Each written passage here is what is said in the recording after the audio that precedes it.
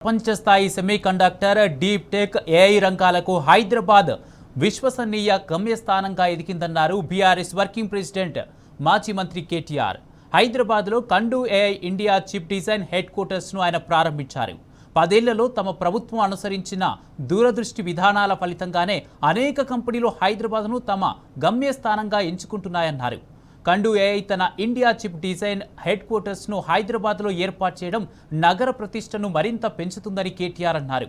ఈ సంస్థ ద్వారా అత్యాధునిక సాంకేతిక ఆవిష్కరణలు, ఉన్నత స్థాయి ఉపాధి అవకాశాలు, సెమీకండక్టర్ పరిశ్రమలో మరిన్ని పెట్టుబడులు తెలంగాణకు వచ్చే అవకాశాలున్నాయని ఆశాభావం వ్యక్తం చేశారు.